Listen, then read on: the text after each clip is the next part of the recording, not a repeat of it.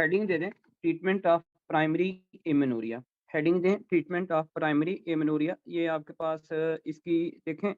एक तो आप लोग इस टॉपिक में जान चुके हैं, इसकी जनाबेली इटियोलॉजी आप लोगों ने बात की on the base of aetiology, फिर इन्वेस्टिगेशन की। On the base of investigation now we are going to discuss about treatment. तो ट्रीटमेंट की बात अगर हम करते हैं तो आप लोग हेडिंग देते हैं ट्रीटमेंट। हाँ जी, ट्रीटमेंट ऑफ प्राइमरी एमेनोरिया। अगर प्राइमरी एमेनोरिया के ट्रीटमेंट की बात करते हैं तो इसमें कुछ चीज़ें आपको यहाँ पे क्लियर होनी चाहिए कि जनाब अली एक केसेस कुछ लिखते हैं, ठीक है। आपके पास जो नंबर 1 केस था, आप लोगों को याद होगा कि वो आपके पास क्या था, प्राइमरी एमेनोरिया। हाँ जी, प्राइमरी एमेनोरिया प्लस इसमें जनाब अली क्या सिनेरियो था, मुझे ये आप लोगों ने बताना है अब। Primary amenorrhoea, secondary sexual characteristics absent. Secondary sexual characteristics absent, ठीक होगा जी। अगर ये एब्सेंट होते हैं तो फिर आपके पास आगे 2 पॉसिबिलिटीज भी बनती थी। इसमें जो 2 पॉसिबिलिटी आपके पास बनती थी वो क्या थी कि या तो फीमेल का पेशेंट, जो फीमेल पेशेंट है उसका स्टेचर जो है वो शॉर्ट होगा या फिर नॉर्मल होगा, ऐसे ही है ना। या फिर आपके पास क्या होगा, शॉर्ट होगा, नॉर्मल होगा। तो आप लिख लें कि भाई शॉर्ट स्टेचर के साथ फीमेल आ सकती है, या फिर इसमें आपके पास जनाब अली नॉर्मल स्टेचर के साथ फीमेल आ सकती है। यही सिनेरियो आपने मतलब 2 सिनेरियोज की बात की है। तो ये आप लोगों को पता है। हम उसी उसी ट्रेंड को लेते हुए, वही आपके पास जो एक सीरीज उसी को लेते हुए हमने आगे प्रोसीड करना है इसे। तो यहाँ पे ना शॉर्ट स्टेचर की अगर बात करते हैं तो भाई आप लोगों ने ना इसमें क्या पढ़ा था बताएं ना प्लीज। शॉर्ट स्टेचर की जब बात करते हैं तो आपने कुछ इटियोलॉजीज की बात करी थी। आपने इटियोलॉजी जो पढ़ी थी, आपने कहा था कि हाइपोथैलेमिक पिट्यूटरी डिसफंक्शन हो सकता है और आपके पास जनाब अली ओवेरियन डिसफंक्शन हो सकता है। अगर मैं हाइपोथैलेमिक, हाँ जी, हाइपोथैलेमिक पिट्यूटरी डिसफंक्शन की मैं बात करता हूँ ना, तो इसमें जो कंडीशन थी आपके पास क्या थी जी डॉक्टर अदनान, इसमें जो कंडीशन आपने पढ़ी थी वो आपके पास क्या थी, वो थी पैन हाइपोपिट्यूटरिज्म। पैन हाइपोपिट्यूटरिज्म आप लोगों ने कंडीशन पढ़ी थी। फिर उसके बाद जनाब अली आगे बात हाइपोपिट्यूटरिज्म।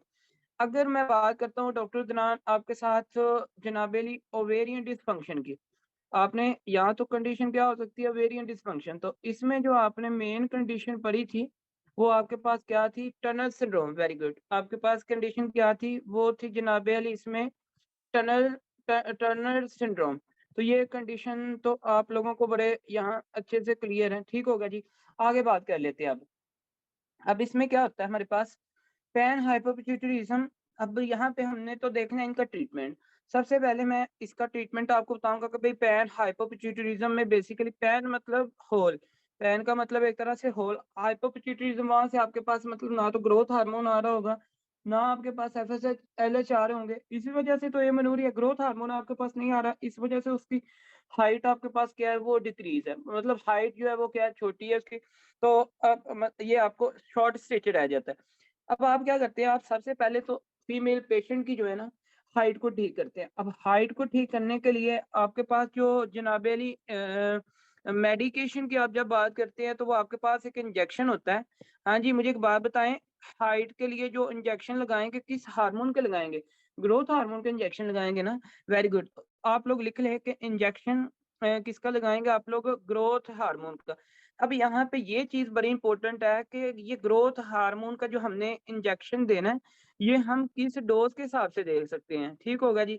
तो इस पे आके आप लोगों को ये पॉइंट पता होना चाहिए कि आप लोग यहाँ पे कितनी डोज मतलब कि दे सकते हैं। फार्माकोकाइनेटिक फार्माकोडायनामिक यहाँ पे आप लोगों की अप्लाई होती है, ठीक है। अब ये देख लेते हैं इंजेक्शन। आपके पास जो ग्रोथ हार्मोन है ना, आप इसकी जब डोज की बात करते हैं तो आप लोगों को डोज का पता होना चाहिए कि जनाबे अली इसमें 0.2 मिलीग्राम, 2 मिलीग्राम पर केजी, सुन लें, पर केजी पर डे के हिसाब से, पर केजी के हिसाब से और पर डे के हिसाब से आप लोगों को ये चीज यहाँ पे जो है ना क्लियर होनी चाहिए, ठीक हो गया।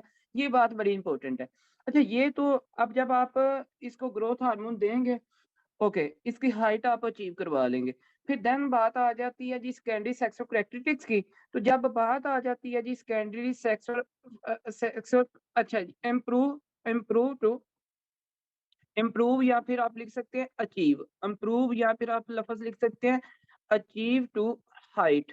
जब आपने ये चीज़ यहाँ पे क्लियर कर ली तो फिर उसके बाद आपके पास क्या होगा, नेक्स्ट स्टेप है जनाब अली आपके पास इसमें सेकेंडरी सेक्सुअल कैरेक्टरिस्टिक्स एब्सेंट है ना, तो फिर आप क्या करते हैं फॉर हाँ जी, बल्कि आप लोग इस तरह करें, आप लोग लिखें लो डोज़ लिख लें please, low dose low dose oestrogen, low dose oestrogen आपके पास जनाबली आप इसको देंगे और एस्ट्रोजन क्यों देंगे? तो याद रखिए कि लो डोज एस्ट्रोजन आप लोग देते हैं। अब लो डोज का मतलब क्या है? पहली बात तो ये आपको पता होना चाहिए कि लो डोज का मतलब यहाँ पे क्या है? मतलब कितनी लो डोज? वो आपके पास है 0.01 मिलीग्राम, ठीक हो गया जी, 0.01 मिलीग्राम। और ये आप लोग जो देते हैं ना, इसका जो फंक्शन है मतलब इसका जो पर्पज़ है, ये आप लोगों को पता होना चाहिए कि फॉर सेकेंडरी सेक्सुअल कैरेक्टरिस्टिक्स, तो ये एक इम्पोर्टेंट जो है ना यहाँ पे आपके साथ जो पॉइंट आपको पता होना चाहिए। फिर नेक्स्ट आगे बात कर लेते हैं, नेक्स्ट प्लीज। अच्छा देन आपके पास बात आ जाती है जी इसमें एमेनोरिया की बात है, मतलब इसमें इस फीमेल को मेंसेस नहीं आ रहे, ठीक होगा जी। तो इसमें आप फार मैचुरेशन मैचुरेशन की जब आप बात करते हैं तो इसमें जनाबेली आप देते हैं OCP, ठीक होगा जी, OCP। अच्छा अब इसमें होता क्या है कि फॉर मेंस्ट्रुएशन रेगुलरिटी के लिए आप OCP का यूज कर लेते हैं। तो ये भी आप लोगों को एक तरह से इसका जो है ना पता होना चाहिए, for menstruation for menstruation for menstruation regularity, ठीक हो गया जी। तो ये एक इम्पोर्टेंट पॉइंट और मुझे अच्छा देखें, अब आप लोगों को यहाँ पे 2 चीज़ें याद रखनी। जब ओवोल्यूशन आपको चाहिए होती है ना, तो आप लोग क्या कहते हैं, फिर बाद में जब ओवोल्यूशन चाहिए ना, ये तो आपको पॉइंट यहाँ से क्लियर हो गया 3rd नंबर पे, मतलब ये आपने फॉर मैच्योरेशन रेगुलर। फिर जब ओवोल्यूशन चाहिए ना, तो आप लोग क्या करते हैं, आप इंजेक्शन लगा मैं आपको ये लिख दूँगा। इंजेक्शन जनाब अली आप देंगे, इंजेक्शन देंगे, उस इंजेक्शन का नाम है HMG। HMG ये इंजेक्शंस होते हैं। अब आपको ना बहुत सारे स्टूडेंट्स को इस चीज़ की अनक्लैरिटी होती है, मतलब कोई इतना क्लियर नहीं करते ये पॉइंट। इंजेक्शन जो HMG है ना, याद रखिएगा बेसिकली ये वो इंजेक्शन है, इसका अच्छा पहले तो पूरा नाम लिख लें। इसका मतलब इसकी जो एब्रिविएशन वो ये है कि मेनोपॉज़ ह्यूमन मेनोपॉज़ गोनाडोट्रोप्स गोनाडोट्रोप्स। तो ये आप लोगों को यहाँ से ना क्लियर होना चाहिए। अच्छा बेसिकली क्या होता है, सुन लें। अब वो वुमेन्स जिनकी जनाब-ए-अली मेनोपॉज़ नॉर्मली फिजियोलॉजिकली अपने मेनोपॉज़ पीरियड पे चली जाती हैं, ठीक है? अब मुझे एक बात बताएँ, वो वुमेन जो मेनोपॉज़ पे जा चुकी होगी, क्या उसकी जो pituitary gland anterior pituitary gland है या हाइपोथैलेमस है, वहाँ से एफएसएच वहाँ से गोनाडोट्रोपिक रिलीजिंग हार्मोन आना बंद हो जाएगा? मुझे एक बात तो बताएँ। नो, वो वहाँ से आना बंद नहीं होगा। आपका एफएसएच भी आएगा, एलएच भी आएगा। हालाँकि ये बात ज़रूर है कि भई फीमेल की मेनोपॉज़म पे है, उसको एफएसएच, एलएच की मतलब की ज़रूरत नहीं है। ओवरीज़ वहाँ पे मतलब कि आपके पास काम नहीं कर रही फर्दर। तो यहाँ पे जनाब अली उन फीमेल के जो एफएसएच और एलएच है ना, वो फिर आप लेते हैं और वो फीमेल्स के मतलब उन फीमेल का जो ब्लड है, ब्लड से आप मतलब एफएसएच, एलएच को लेते हैं, जिन फीमेल को मेनोपॉज़म हो चुका होता है। और इन एफएसएच और एलएच को जो आप लेते हैं ना, मतलब कि जिनकी उसको ज़रूरत नहीं होती, तो उनको लेके जनाब अली आप उन फीमेल्स को देते हैं, जिनमें आप ओवुलेशन करवाना चाहते हैं, ठीक है? जिनमें आप क्या करवाना चाहते हैं? ओवुलेशन। तो इसको और गोनाडोट्रोपिन ओवुलेशन में आपके पास ये हेल्प करते हैं कौन? एफएसएच और एलएच। एक तरह से आप फर्टिलिटी करवाते हैं, ठीक हो गया जी। तो आप ये बात यहाँ पे लिख सकते हैं कि फॉर हाँ जी, इंजेक्शन इसको ना आप लोग लिखेंगे ना जब उस पे इंटरनेट पे, तो सम टाइम आपके पास इस तरह भी होगा, इंजेक्शन गोनाडोट्रोपिन, ठीक होगा, इस तरह भी है आपके पास। तो ये जो गोनाडोट्रोपिन का मतलब क्या है कि आप एफएसएच एंड एलएच के जनाबे अली जो है ना इंजेक्शंस आप लोग क्या करते हैं, लेते हैं। और उन फीमेल से लेते हैं जो नॉर्मली फिजियोलॉजिकली मेनोपॉज पे जाती हैं, उनको ज़रूरत नहीं होती, और आप उन फीमेल्स को देते हैं जिनको ज़रूरत होती है, जिनमें ओवुलेशन करवाना चाहते हैं। तो ये आप लोगों को पॉइंट पता होना चाहिए कि मतलब क्या आप लोग करते हैं हार्मोनल रिप्लेसमेंट थेरेपी। ठीक है, ठीक हो गया जी। हार्मोनल रिप्लेसमेंट थेरेपी एक तरह से ये आप कर रहे हैं, तो ये आप लोगों को पता होना चाहिए। ठीक हो गया जी, यहाँ तक क्लियर है? यार इस पे किसी का कोई क्वेश्चन तो नहीं है? मुझे एक बात बताएं, अभी तक मैंने ट्रीटमेंट आपको दिया है कि अगर एक फीमेल प्राइमरी एमेनोरिया के साथ है, सेकेंडरी सेक्सुअल कैरेक्टरिस्टिक्स एब्सेंट है, शॉर्ट स्टेचर है, आपने ट्रीट कैसे किया? शॉर्ट स्टेचर को कर लिया, आपने जनाब सेकेंडरी सेक्सुअल कैरेक्टरिस्टिक्स को ट्रीट कर लिया, आपने जनाब उसकी मेंसेस की बात कर ली, आपने जनाब अगर इन केस उसको ओवुलेशन चाहिए, फॉर ओवुलेशन अगर वो कहती है कि मैंने डॉक्टर साहब मुझे बच्चे आगे पैदा कर, तो फिर आप क्या करते हैं? फिर आप ये वाला इंजेक्शन इस तरह फिर आप लोग मतलब के ट्रीट करते हैं। ये बात भी आपके मतलब के स्माइतो में होनी चाहिए। ठीक हो गया जी? क्लियर? बताएं प्लीज। अच्छा, फिर बात आ जाती है जी टनल टनल सिंड्रोम की। अब ट्रीटमेंट हमने करना है टनल। बेसिकली टनल सिंड्रोम में आप लोग सारी चीजें आपको पता कि यहाँ पे तो हाइट का मसला होता है। मुझे एक बात बताएं, यहाँ पे आपके पास क्या होता है? आप जनाबे अली यहाँ पे height and fertility not height and fertility treatment not possible. ठीक है, तो एक पॉइंट यहाँ पे लिख लें कि भाई नंबर 1 पॉइंट जो आप लोग लिखेंगे, hair hair height hair height and fertility fertility fertility not possible not possible. तो ये तो आपको पॉइंट यहाँ पे क्लियर होना चाहिए। ठीक है, because genetic defect can't be correct. हाँ जी, यही मैं आगे बात करने लगा हूँ। ये तो जेनेटिक कंडीशन है। ओनली सेकेंडरी जो सेक्स जो आपके पास जो सेकेंडरी सेक्सुअल कैरेक्टरिस्टिक्स एब्सेंट है ना, आप जनाबेली उनको जो है ना मतलब कि कर सकते हैं ट्रीट।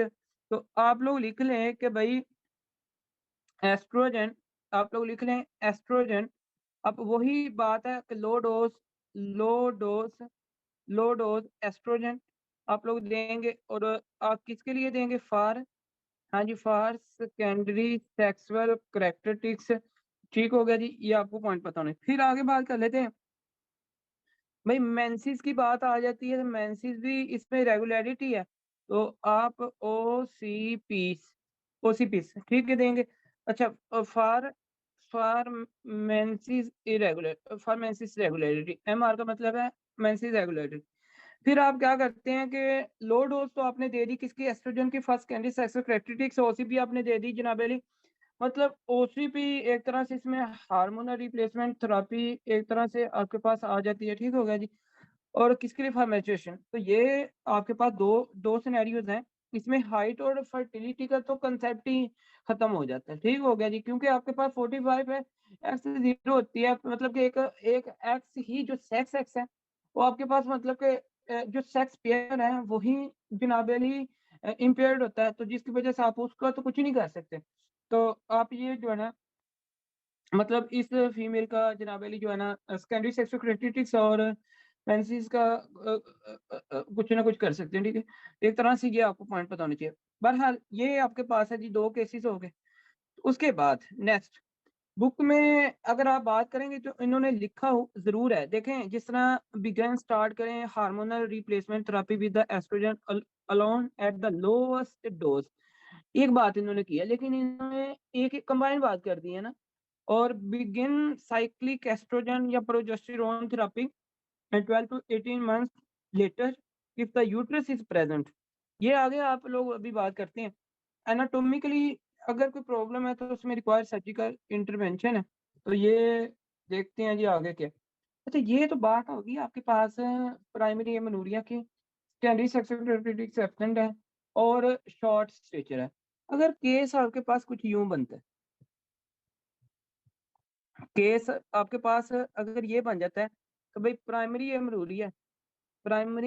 एमेनोरिया, और इसमें जनाब अली जो बात आपके पास है वही सेकेंडरी सेक्सुअल करैक्टरिस्टिक्स जो है ना आपके पास एब्सेंट है, जो अभी आपने बात देखी।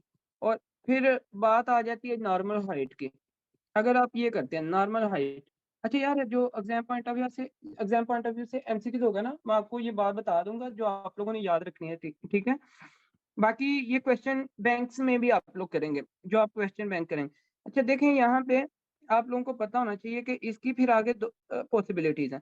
फिर दो पॉसिबिलिटीज आपके पास क्या है, वही दो पॉसिबिलिटीज है ना आपके पास है, हाइपोथैलेमिक पिट्यूटरी, हाइपोथैलेमिक जनाबे वाली पिट्यूटरी, हाइपोथैलेमिक पिट्यूटरी डिसफंक्शन।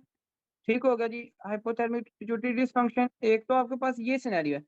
दूसरे आपके पास क्या है जी, ओवेरियन डिसफंक्शन। क्या है? Ovarian dysfunction. तो ये दो सिनेरियोस आपके पास यहाँ पे हैं। अच्छा अब जो आपने पॉइंट याद रखना वो क्या है कि हाइपोथैलेमिक पिट्यूटरी डिसफंक्शन में यहाँ पे आपको ये पॉइंट पता होना चाहिए कि भाई आपके पास जो है ना, कितनी कंडीशंस आपने पढ़ी थी इसमें।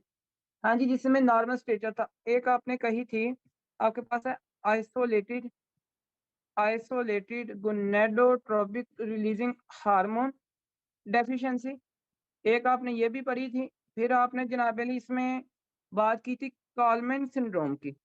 कॉलमैन सिंड्रोम में क्या था, प्राइमरी एमनूरिया था, और आपके पास जनाब अली इसमें एनसोमनिया था, मतलब लॉस ऑफ स्मेल थी।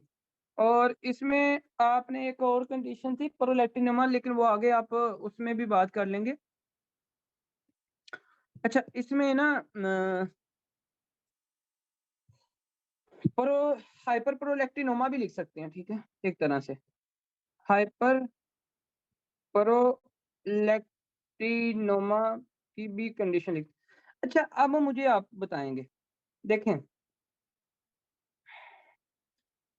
ये जो आपके पास ये वाली जो दोनों कंडीशंस हैं, इन दोनों कंडीशन का जो ट्रीटमेंट आपके ख्याल में क्या होगा। हाँ जी, जो कॉलमैन सिंड्रोम है, जो आपके पास आइसोलेटेड गोनाडोट्रोपिक रिलीजिंग हार्मोन की डेफिशिएंसी है, इनमें आपके पास क्या होगा ट्रीटमेंट, इसमें यही है ना फिर जनाब अली। एक पहली बात तो ये है, नंबर वन जो आपने पॉइंट याद रखना है ना, आपको पता है कि स्कैंडली कैरेक्टरिस्टिक्स तो एब्सेंट है इसमें, तो आप क्या करेंगे फिर पहले लो डोज एस्ट्रोजन देंगे, जो कि बुक वालों ने जस्ट एक दो दफा लिखा है, और आपको अब मैं यहाँ पे डिफ्रेंशिएट कर। अच्छा प्लस आप क्या करेंगे, प्लस आप ओ सी पी देंगे, ठीक होगा जी। और हार्मोनल रिप्लेसमेंट में एक तरह से हार्मोनल रिप्लेसमेंट एक तरह से आप लोग क्या करेंगे जी, थेरेपी करेंगे। अच्छा ये क्यों करेंगे, फॉर मेजरेशन, ये पहले मैंने बात बताई है आपको। फिर आप इसमें ये तो करेंगे, साथ में आप क्या करेंगे, साथ में आप क्या करेंगे, इंजेक्शन जनाबेली एच एम जी, क्योंकि ऊपर से वो तो आ नहीं रहा, कॉलमैन सिंड्रोम है, तो आप एफएसएच और एलएच के लिए ना, मतलब फिर क्या करते हैं, जो मेनोपॉज पे फीमेल है जनाब अली, उनका जो है ना आप लोग ले लेते हैं ब्लड से। तो ये भी पॉइंट आपको पता होना चाहिए, एक तरह से हार्मोनल मेनोपॉजम गोनेडोट्रोपिन इंजेक्शन आप लगाते हैं। तो ये आपके पास है ट्रीटमेंट इसका। अच्छा बात आ जाती है फिर हाइपर प्रोलैक्टिनोमा की। तो जब हाइपर प्रोलैक्टिनोमा की बात करते हैं तो इसमें जो ट्रीटमेंट है ना, याद रखिएगा इसके ट्रीटमेंट के लिए आपको क्या करना है, आपको देनी है ब्रोमोक्रिप्टेन प्लस, लिख लें ब्रोमोक्रिप्टेन ब्रोमोक्रिप्टेन प्लस आप देते हैं जनाबे अली सर्जिकल इंटरवेंशन या फिर एक्सीजन। एक्सीजन ठीक होगा, आपको ये दो चीजें इसमें काम करना चाहिए, करनी पड़ती हैं, ठीक हो गया। हाँ ऑक्टीरियोटाइड भी आपने पढ़ी थी मुझे याद है, जब आपने एंडो की बात करी थी ना वहां पे। और बाकी इंशाल्लाह ये, अच्छा इसमें देखिएगा ये तो दो, ये आपकी ट्रीटमेंट हो गया इसके लिए, इस केस के लिए। बाकी ये बात आ गई है जी ओवेरियन डिसफंक्शन की। ओवेरियन डिसफंक्शन में आप लोगों ने याद रखना है, ओवेरियन डिसफंक्शन, ओवेरियन जब डिसफंक्शन की आपने बात की थी नॉर्मल हाइट के साथ, तो आपने कुछ चीजें देखी थी मुझे याद है, आपको पता नहीं याद है कि नहीं, गोनेडल, हाँ जी याद है, गोनेडल या फिर प्री मेच्योर गोनेडल एजेनेसिस आपने कही थी ना, एजेनेसिस की आपने एक तरह से बात की, और pre mature premature ovarian failure. तो ये आपने कंडीशंस पढ़ी थी। अच्छा, इन दोनों के लिए ना कंबाइन हमने ट्रीटमेंट लिखना है, ये आप लोगों को पता होना चाहिए। इसका जो ट्रीटमेंट है जी वो आपके पास है लो डोज, वही लो डोज, हाँ जी, low dose estrogen, low dose estrogen मैंने वो बता दिया आपको। अच्छा, प्लस फॉर फर्स्ट कैंड, ये आपको पता है ना एस्ट्रोजन किसके लिए, फर्स्ट कैंडी करेक्टरिस्टिक्स के लिए, ठीक है। ओ सी पी, मतलब कि आपके पास हार्मोन रिप्लेसमेंट थेरेपी एक तरह से, ठीक। उसके बाद प्लस आप क्या करेंगे, अच्छा, आपके पास जो डिसफंक्शनल गुनेट्स होंगे ना, उनका क्या मतलब कि कोई काम होगा, मुझे एक बात बताएं। इसमें तो आपने बात करी थी ना, ओवेरियन जो डिसफंक्शन है, इसमें आपने डिफरेंट मतलब कि टियोलॉजीज की बात की थी। अब इसमें आपने देखा था कि डिसफंक्शनल, अच्छा, बल्कि ये इस तरह करें, आप लिखें गोनेडो गोनेडेक्टमी, गोनेडेक्टमी। यार ये जो है ना गोनेडेक्टमी आप करते हैं for for dysfunctional for dysfunctional gonads, for dysfunctional gonads. अच्छा, देखें, वो ओवरीज जो किसी काम की नहीं ना रहती बाद में, उनके साथ आप मतलब के फिर किसी किस्म के कोई चांसेस नहीं होते, इवन कि कैंसर के फिर चांसेस होते हैं, इसलिए आप गोनेक्टमी कर देते हैं, क्योंकि प्रीमेच्योर ओवेरियन फेलियर आप लोगों ने कंडीशन पढ़ी थी और आप लोगों को याद है कि, अच्छा, एक और बात याद रखें कि फीमेल, बल्कि नोट ये कर लें, ये एक इम्पोर्टेंट नोट भी लिख लें, side by side complementary note लिखें कि भाई female female with premature premature failure of premature failure have, हाँ जी, risk for have risk for malignancy malignancy because of useless gonads gonads, ठीक हो गया जी। Female with premature failure have risk for malignancy because of useless gonads, ये आपको point इसका clear होना चाहिए। तो ये है जी ट्रीटमेंट किसके लिए, ये आपका जो फर्स्ट केस था primary amenorrhoea secondary sexual characteristics absent है, उसके बाद जनाब इसमें जो है वो हार्ट शॉर्ट है कि उसकी नॉर्मल है, उन दोनों के लिए मैंने आपको ट्रीटमेंट बता दिया।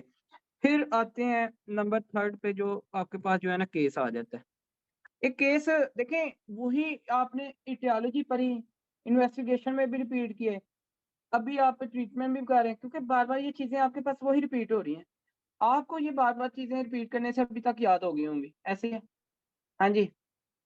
अच्छा, अब देखें नंबर थर्ड पे लिखें primary amenorrhoea, primary amenorrhoea, primary amenorrhoea plus आपके पास जनाब secondary secondary sexual characteristics, secondary sexual characteristics आपके पास क्या होते हैं जी, प्रेजेंट प्रेजेंट। और आगे पॉसिबिलिटी कितनी है, मुझे ये बताएं। हाँ जी, आपने पढ़ी थी ना पॉसिबिलिटीज पे, ये बड़ी इंटरेस्टिंग है, इसकी जो आगे पॉसिबिलिटीज बहुत ज्यादा आपके पास जो थी इंटरेस्टिंग थी। कौन कौन सी, या तो ये एनाटोमिकल जनाबेली हो सकता है, एनाटोमिकल डिफेक्ट हो सकता है, या फिर आपके पास यहाँ पे जेनेटिक हो सकते हैं, यही किए थे ना, जेनेटिक डिफेक्ट आपके पास हो सकते हैं, एनाटोमिकल। अब जो एनाटोमिकल डिफेक्ट है, अपना माइक ऑफ करिएगा प्लीज। एनाटोमिकल जो डिफेक्ट है, इसमें आपने क्या किया था, आपके पास इम्परफोरेट इम्परफोरेट हाइमन की बात की थी आपने, इम्परफोरेट हाइमन की बात की थी, और इम्परफोरेट हाइमन के लिए या फिर ट्रांसवर्स विजाइनल सेप्टम की बात की थी, ऐसे ही है ना। अब इनका जो ट्रीटमेंट है वो क्या होगा आपके ख्याल में यार, इम्परफोरेट हाइमन के लिए क्या होगा, नीचे बुक में भी लिखा हुआ है ना, एनाटोमिकली के लिए रिक्वायर्ड सर्जिकल इंटरवेंशन, क्या ख्याल है। तो लिखें रिक्वायर्ड सर्जिकल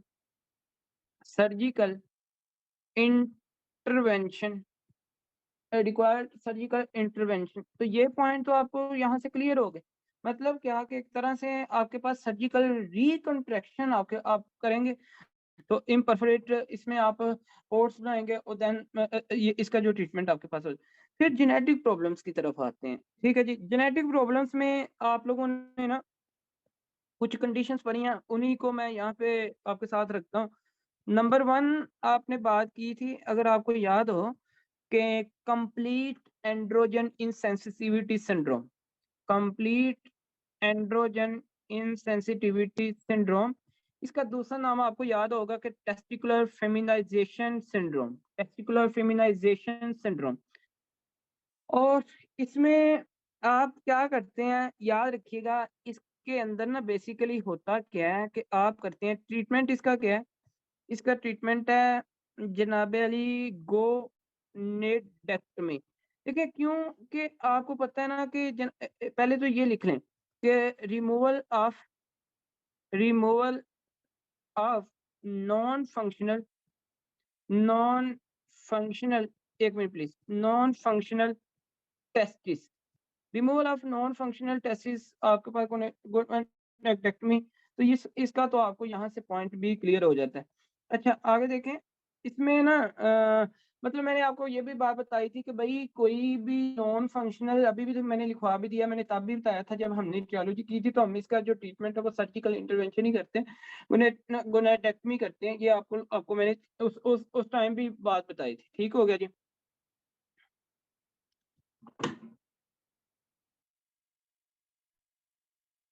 अच्छा जी, अब होता क्या है कि आप ना इसमें एक और काम करते हैं, आप करते हैं जनाबे अली, एक प्रोसीजर है नंबर 2 पे, याद रखिएगा। आप करते हैं जनाबे अली विजाइनोप्लास्टी। विजाइनो विजाइनोप्लास्टी एक प्रोसीजर भी आप इसमें करते हैं, एक तरह से मतलब surgical reconstruction of surgical surgical reconstruction reconstruction of vagina. तो ये एक तरह से आप लोग ये भी करते हैं। ठीक होगा जी।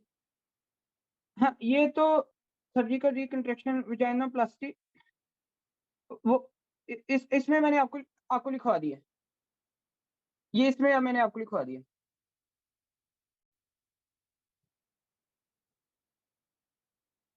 तो एक तरह से मलेरिया एजेनेसिस में आप इस ट्रीटमेंट को करते हैं, विजाइना प्लास्टिक आपके पास आ जाती है। बहरहाल उसके बाद साइड बाय साइड आप क्या कर रहे होते हैं, ओसीपी की बात करते हैं, मतलब कि हार्मोनल रिप्लेसमेंट थेरेपी की बात करते हैं। ठीक हो गया। मतलब फीमेल देखें, यहाँ पे ये चाहते हैं कि इसकी जो मेंसेस है उसकी रेगुलरिटी को, फर्टिलिटी, इसमें फर्टिलिटी तो पॉसिबल नहीं है। ठीक होगा जी। फर्टिलिटी आप ये लाइन बल्कि नीचे एक नोट करके ना छोटा सा लिख लें, ये आपको पॉइंट पता होना चाहिए, क्योंकि इसके केस, यार पता है गायनाकोलॉजी में amenorrhoea, primary amenorrhoea, secondary amenorrhoea, fertility, इसके केसेस बहुत ज्यादा आते हैं। ठीक है, ये आप लोगों को पॉइंट्स पता होने चाहिए। या फिर प्रेगनेंसी, फिर ओब्स की बात आ जाती है, ओब्स तो एक अलग चीज है ना, फिर उसकी अलग ही बातें करेंगे। तो इसमें एक लाइन लिखे कि fertility is not possible because lake of ovaries. इसमें ओवरीज आपके पास जनाबली मतलब कि आगे फंक्शन ना होने की वजह से आपके पास जो है ना, ये पॉसिबल नहीं है कि फर्टिलिटी हो। ठीक है, तो ये भी आप लोग लिख लें कि fertility is not possible because of lake of the ovaries. तो ये आपको पता होना है। फिर उसके बाद ये तो एक चीज आपने पढ़ी अभी, कंप्लीट एंड्रोजन सेंसिटिविटी सिंड्रोम। उसके बाद नीचे लिख लें नंबर 2 पे जो कंडीशन आपने इसमें पढ़ी। अच्छा, यहाँ पे ना आपको नेक्स्ट प्लीज एक और टर्म का पता होना चाहिए, वो है resistant ovarian syndrome. Resistant ovarian syndrome आप लोग पा चुके हैं, डिटेल में आपने बात किया। इसमें आप लोगों को क्या करना होता है कि आप देते हैं एक तरह से ओसीपीस। ठीक हो गया जी, मेंसेस की रेगुलरिटीज़ के लिए। फिर आगे बात करते हैं। तो मतलब हार्मोनल रिप्लेसमेंट थेरेपी करते हैं। हार्मोनल रिप्लेसमेंट थेरेपी भी इसमें एक तरह से अच्छा, इसमें कुछ ड्रग्स भी हैं लेकिन अभी तो नहीं, बात करेंगे, आगे जाके बात करेंगे। जिस तरह आपके पास आ जाती है क्लोनिफ्रीन आ जाती है, सिट्रेट क्लोनिफ्रीन सिट्रेट फर्टिलिटी के लिए, आगे इसकी बात करेंगे, अभी नहीं करनी। फिर बात कर लेते हैं आपके पास एक और कंडीशन इसमें आप लोगों ने की थी, याद होगा, प्रोलैक्टिनोमा इसमें भी आ जाता है। प्रोलैक बल्कि वो आपने वहाँ पे लिख लिया ना उसका ट्रीटमेंट तो। अच्छा, फिर थर्ड केस है जी, बातें सारी वही हैं, आपके पास कंसेप्ट सारा वही है। थर्ड केस आपके पास क्या था? Heterosexual heterosexual development heterosexual development. अच्छा, जब हेट्रोसेक्सुअल डेवलपमेंट की बात करते हैं ना, तो इसमें आपको पता होना चाहिए कि जनाबे अली आपके पास एक दो कंडीशन आपने पढ़ी हैं बड़ी इंपॉर्टेंट, वो आपके पास जिस तरह के congenital adrenal hyperplasia congenital adrenal hyperplasia. अच्छा यार, जब ये बात इसकी आ जाती है तो इसमें आपने क्या करना होता है, आप देते हैं ट्रीट बाय स्टीरॉइड, स्टीरॉइड्स वगैरह आप यूज करते हैं। फिर एक और कंडीशन आपने इसमें इसमें की थी, उसका नाम है आपके पास है androgen androgen secreting androgen secreting tumour, या फिर नियोप्लेजिया की मैंने बात की थी, नियोप्लाज्म कल भी आप लोगों ने देखा था। तो इसमें क्या होता है कि आपके पास एड्रीनल या ओवेरियन ओवरीज का जो है ना, मतलब कि नियोप्लाज्म होना, ट्यूमर होना, तो उसको आप सर्जिकली फिर रिमूव करते हैं। तो वही बात आ जाती है, treat bye surgical surgical intervention surgical intervention. तो यहाँ तक ये आपके पास क्लियर हो गया। तो मुबारक हो जी, आपके पास प्राइमरी एमेनोरिया यहाँ पे कंप्लीट हो जाता है। इसका जो ट्रीटमेंट है, इसकी जो एटियोलॉजी है, इसकी जो इन्वेस्टिगेशंस हैं, समझिए कि सेम इसी तरह आपने सारी गायनेकोलॉजी पढ़नी है। ठीक है, देख लेना प्लीज कि ये जो कॉन्स्टिट्यूशनल ग्रोथ डिले था ना, उसके लिए तो कोई नेसेसरी ट्रीटमेंट नहीं है, क्योंकि आप उसको देख रहे होते हैं कि मे बी 21। आप आगे क्या जी, हाइपोगोनेडिज्म अगर आपके पास आ जाती है, एफएसएच का डिक्रीज हो जाता है, तो बिगिन करें हार्मोनल रिप्लेसमेंट थेरेपी से। इसका मतलब हार्मोनल रिप्लेस विद एस्ट्रोजन, वो आपको पॉइंट मैंने बता दिया सारे। Begin at the oestrogen progesterone therapy 12 level later the uterus is present anatomical. इन्होंने तो इतना सा दिया, बाकी मैंने आपको सारा का सारा मतलब के जो है ना बता दिया। ठीक हो गया जी, तो ओके, गुड हो गया। बहुत शुक्रिया जी, thanks for your attention, lecture dish